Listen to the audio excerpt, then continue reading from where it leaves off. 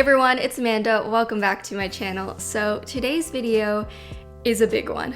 It's a video you have all been waiting for and have basically been asking me to do for the whole second half of the year. It is my 2019 bullet journal setup. Woo! Cue the applause sound effect. Anyways, I seriously cannot believe 2019 is almost here. It's coming up pretty fast, but I am so excited to set up my brand new bullet journal for this year. It's like a fresh start, and I have some fun ideas of things that I want to change up for this year. So I hope you guys are as excited as I am for this video. I already can't wait to see all of your recreations for these spreads and all of your fun ideas for your 2019 bullet journal setup. Oh, and by the way, I do have two of these videos up already, my 2017 bullet journal setup and my 2018 one. And in my opinion, they're all a little bit different and have their own styles. So if you are looking for more inspiration and you haven't seen those yet, I'll be sure to link them above and in the description box below. In the first one, I also talk a bit more about the basics of bullet journaling, so that might be pretty helpful for you. Anyways, without further ado, drum roll please, it is time for us to set up our 2019 bullet journals. Okay, so before I did anything, I actually made this pre-planning spread in my previous bullet journal where I outlined the pages I wanted to have, what I wanted to change from the previous year, and I also tested out a couple sample lettering styles. The notebook I'm using this year is this really beautiful Archer and Olive dot grid journal with silver gilded edges. I love it so much. And I actually do have a coupon code for Archer and Olive notebooks, so I will leave that in the description box below if you want to be notebook twins with me. We're hopping right into the very first page. I wanted to, greet the new year, say hello to 2019. So I did this little quote page that just says hello 2019. It's just a decorative page, but it also kind of sets up the type of style that I was going for this entire 2019 bullet journal setup video. You guys will notice that this entire setup is black and white. I love doing my beginning spreads of my bullet journal in a more neutral palette, which is why I think of these pages as my standard base pages, and then I add in the color during the monthly plan with me's and all of that. Even though it is just black and white, I feel like I was still able to play around with it and have fun. I used the black marker a lot, I used a white gel pen on top of the black a lot, and I also used a lot of different brush pens and thicknesses of fine liners. This next page I'm working on is my 2019 at a glance, which is the entire overview of this year. These spreads are always the most tedious to make because you have to draw so many miniature calendars. All of the numbers can get a little tiresome, and my hand was definitely cramping by the end of it, but I think it's worth it. I love how these look at the beginning of your bullet journal. I think they set it up nicely, and in terms of my bullet journal, I think that these two pages go well together with the Hello 2019 next to the at a glance. It's just a nice way to open up your fresh new bullet journal. And again, you'll see that I used the white gel pen on top of the black for all of the little calendar headers, which I loved the look of. You're gonna see me use this white gel pen quite a lot throughout this video, as well as this thick black marker that I used to color in all of the big dark surfaces. If you're curious about what specific supplies and pens and markers that I'm using throughout this entire video, I always outline and link everything in the description box below, so hopefully that answers any questions you might have. Oh yeah, another thing you're gonna see me do a lot in this video are drop shadows. You guys know I love a good drop shadow, and they definitely pop up a lot throughout this setup. Alright, so the next page, I actually went backwards.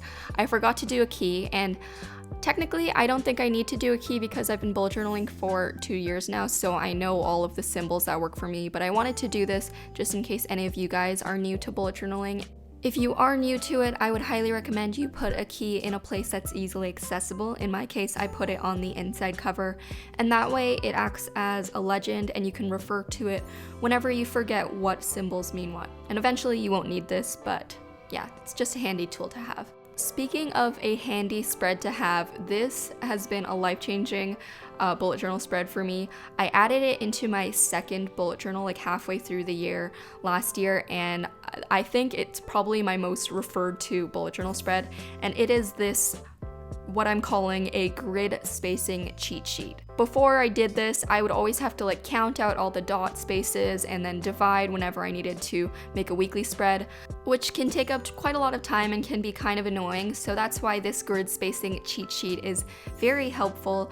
I basically counted out all of the dot grid spaces, put an x-axis and a y-axis, and then I split up the page into halves, quarters, thirds, whatever I thought I would need in the future. And that way, let's say I'm making a spread and I want to split up the page into quarters, I can quickly refer to this page and see that, oh, a quarter of the page is 6 spaces or something like that. And I was also very conscious of making sure that I put this spread on the left page, because in my previous journal I did it on the right page and it was harder to flip back and forth. Having it on the left side makes it easier for you to quickly flip and take a peek and then go back to making your spread. On the right side of the spread, I made this quote page that says, "This is the beginning of anything you want," and I thought it was just a nice quote to start off the beginning of my bullet journal. It's about fresh starts, and I knew that the spreads after this were going to be my future calendar logs, so I thought it was a good jumping off point. And I actually had a lot of fun playing around with the different lettering styles and experimenting a little bit. I feel like since my whole color scheme was black and white, the quote pages look extra bold and graphic, and I love the way that looks, especially at the beginning of the year. It just makes kind of a statement, which I really liked. So you don't have to do this exact quote or these exact lettering styles. I recommend that you guys be creative with it and do something that speaks to you. Oh, here I actually played around with a silver marker, just as I was talking about the black and white theme. But I played around the silver marker just to match the silver gilded edges of the notebook. These next spreads that I'm making are my future monthly logs. Now, if you don't know what future logs are or how all of these different modules work in bullet journaling, because I do know that a lot of you guys are starting bullet journaling for the first time this year, then I highly recommend you check out either the original creator of the bullet journals video, Ryder Carroll, I'll also link that down below, or you can check out my bullet journal video that I did from 2 years ago when I first started out.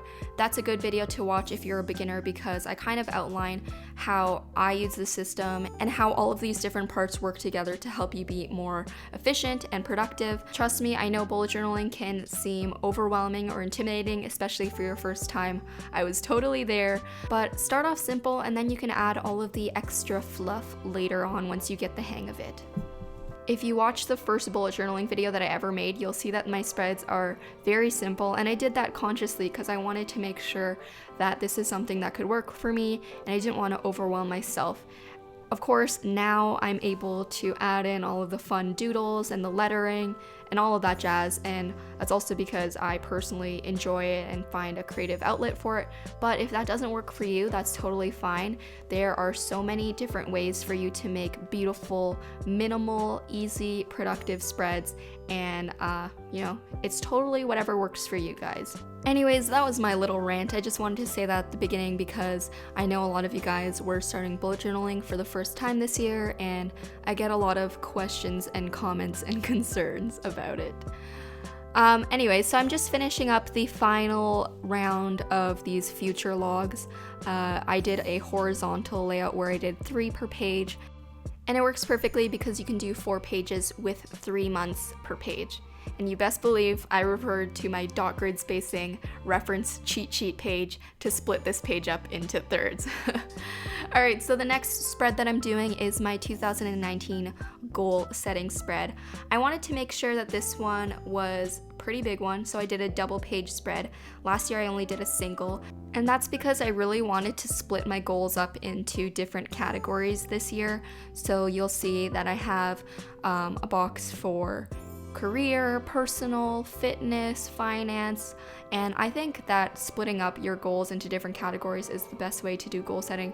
It makes your goals more specific. Vague goals are never going to be achieved, and you can also outline what steps you want to take in order to achieve these goals. I also did this little section that says word of the year. I always like to choose a word for the year. Last year my word was focus, because I wanted to really hone in and work hard and focus on really achieving my goals. I haven't decided on what word I want to choose this year. I was leaning towards balance or something of the sort, but once I choose it, it's a great way for you to kind of set the tone for your entire year and the goals that you want to achieve. I like to think of it as kind of my yearly mantra. The next spread I made was my travel tracker / places I've been or went to tracker. I did this last year and I really enjoyed it. It's fun to look back on all of the little trips that you make, even if it's just a small road trip or, someplace just an hour away. It can be a fun thing for you to look back on. So I did it in the format of a chart, and the 3 different columns that I have are destination, date, and then favorite memory. So in that little favorite memory box, I always just write down the best day from the trip or something that I want to remember in the future. I doodled a paper airplane at the top and a little globe at the bottom, and yeah, I just like this spread. It's pretty simple. The next spread is my things to check out spread, which is pretty self-explanatory. It is just things that I want to check out. I split it up into movies, books, TV shows, and music. So whenever I get a recommendation from someone or just hear about something that I want to make sure I remember to check out in the future, I'll write it down in this list. And then I can also cross things off the list as I actually check them out. And it's perfect for me because sometimes I find myself, not knowing what to watch on Netflix or what movie to watch, so I will refer to my list, and it's fun to actually make your way through people's recommendations. I finished off the spread by throwing in a couple doodles. So for movie, I drew popcorn and a film strip. For TV, a TV and remote. Books, obviously books, and then for music, I did music notes and headphones. The next spread I'm making is my YouTube video idea brainstorm page. I like to have a running list of videos that I want to eventually make this year, which is why I put it at the beginning of the setup. I also do mini versions of these throughout the months depending on, whether I need to plan out a video more extensively, but this is more just like quick rapid fire ideas. Let's say I think of something on the spot when I'm traveling or on the go, I can just write it down in the list, and I actually split it up into 3 different categories: bullet journal, art, and lifestyle. So, if you guys have any ideas of videos you want to see from me, be sure to leave the suggestions in the comments below. And similarly, I actually made a spread next to it for bullet journal theme idea brainstorming. Again, if you guys have any ideas of bullet journal themes you want to see me do for 2019, leave them all in the comments below, and I'll be sure to fill up this whole brainstorming spread with all of your ideas. I kept the rest of the spread empty just because I wanted to be able to brain dump whatever theme ideas I had. Maybe I'll split it up later on by month, for themes that I want to do for January or February or March and whatnot. But for now, it's an empty spread. Alright, we're coming up to some of the last spreads in my setup.